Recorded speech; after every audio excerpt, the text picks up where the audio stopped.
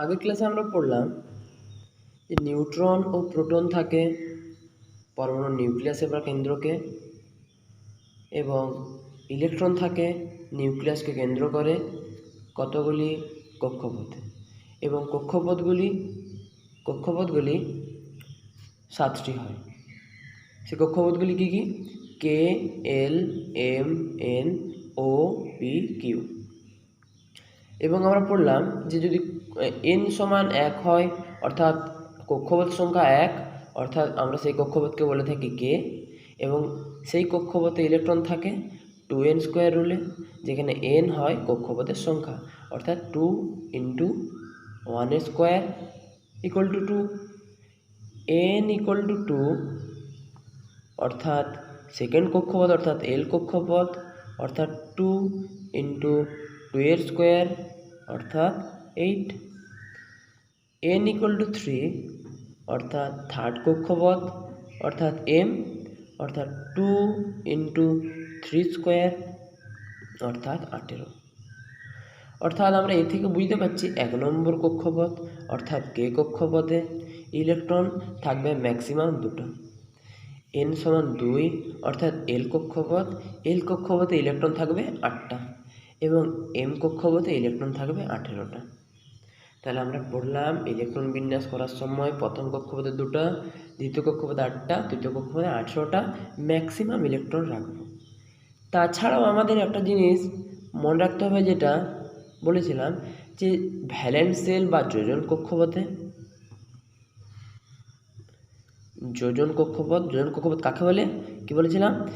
কোনো একটা মৌলের বহিষ্ঠতম কক্ষপথ বা সর্ববহিষ্ঠ কক্ষপথকে বলা হয় যোজন কক্ষপথ বা ভ্যালেন্স শেল।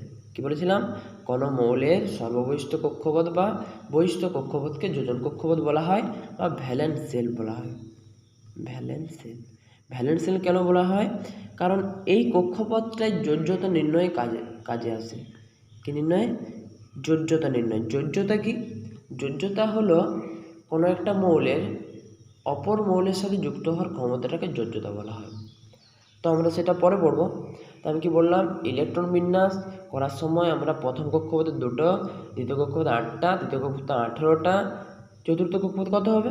32টা এরকম হওয়ার কথা। কিন্তু আমাদের একটা জিনিস মাথায় রাখতে হবে যে কোনো মৌলের যোজন কক্ষপথ বা সর্ববহিষ্ঠ কক্ষপথে যেন 8টার বেশি না থাকে, এবং যোজন কক্ষপথ অর্থাৎ শেষ কক্ষপথের আগের কক্ষপথে যেন 18টার বেশি না থাকে।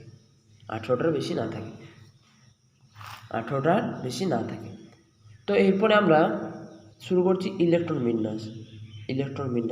বিন্যাস শুরু করবো আমরা আগের ইলেকট্রনীয় মতামতগুলো কাজে লাগিয়ে। ইলেকট্রন কনফিগারেশন বা ইলেকট্রনীয় বিন্যাস।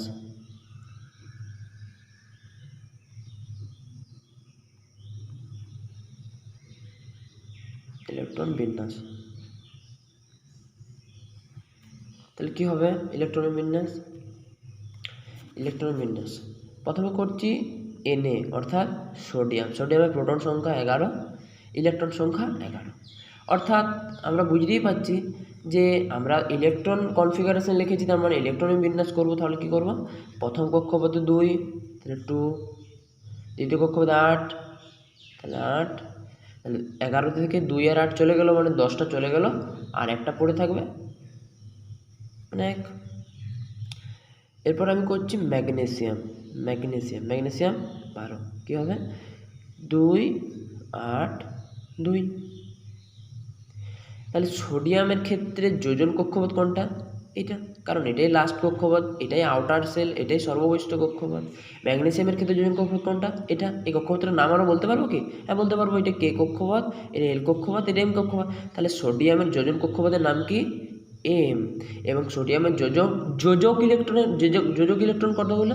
আবার বলছি, সোডিয়ামের যোজক কক্ষপথের নাম কি? এম। সোডিয়ামের যোজক ইলেকট্রন কতগুলো রয়েছে? একটা। অর্থাৎ যোজন কক্ষপথে ইলেকট্রন সংখ্যাটাকে বলা হয় যোজক ইলেকট্রন। কি বলা হয়? যোজক ইলেকট্রন বা ভ্যালেন্স ইলেকট্রন। তাহলে ম্যাগনেসিয়ামের যোজক ইলেকট্রন কতগুলো রয়েছে? এই যে 2টো রয়েছে। এরপরে আসছি অ্যালুমিনিয়াম 13, 2, 8 3।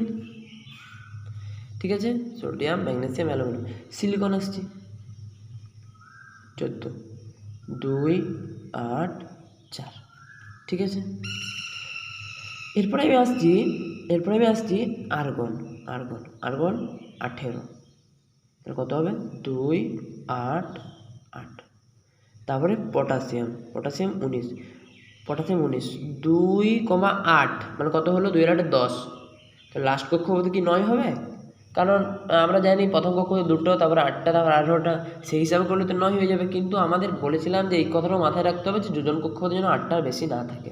তাহলে 8টার বেশি থাকবে না, তাহলে আমরা যদি এখানে 2 আর 8 10 আর 9 19 করে দিই তাহলে এটা ভুল হয়ে যাবে। আমরা কি করতে হবে 2, 8, 8, 1, অর্থাৎ আমরা এটা মেনটেন করলাম যে লাস্ট কক্ষপথে 8টার বেশি করলাম না। ক্যালসিয়াম কত হবে? ক্যালসিয়াম 20 ভাঙলে কী হবে 2, 8, 8, 2। অর্থাৎ n সমান 1 কে কক্ষপথ 2টা ইলেকট্রন, n সমান 2 8টা ইলেকট্রন, n সমান 3 18টা ইলেকট্রন হওয়া সত্ত্বেও আমাদেরকে এই কথাটা মেনটেন করতে হবে যেন আমরা একটা মৌলের ইলেকট্রন বিন্যাস করার সময় লাস্ট কক্ষপথে যেন 8টার বেশি ইলেকট্রন না থাকে। 8টার বেশি ইলেকট্রন যেন না থাকে। যেমন আমরা করলাম পটাশিয়ামের ক্ষেত্রে 2, 8, 9 এর পরিবর্তে 2, 8, 8, 1। ক্যালসিয়ামের 2, 8, 8, 2 2, 8, 8, 2 করলাম, যেখানে আমরা ভুলবশত এটা করে দিতে পারি 2, 8, 10। 2, 8, 10 হলে কী হচ্ছে লাস্ট কক্ষপথে 8টার বেশি হচ্ছে, যেটা আমি বলেছি হবে না, যেটা আমরা করবো না এখন। তাহলে যোজন কক্ষপথ কাকে বলে বললাম? কোনো মৌলের সর্ববহিষ্ঠ কক্ষপথে কোনো মৌলের সর্ববহিষ্ঠ কক্ষপথকে বলা হয় যোজন কক্ষপথ। এবং কোনো মৌলের সর্ববহিষ্ঠ কক্ষপথ অর্থাৎ যোজন কক্ষপথে উপস্থিত ইলেকট্রন সংখ্যাকে বলবো যোজক ইলেকট্রন।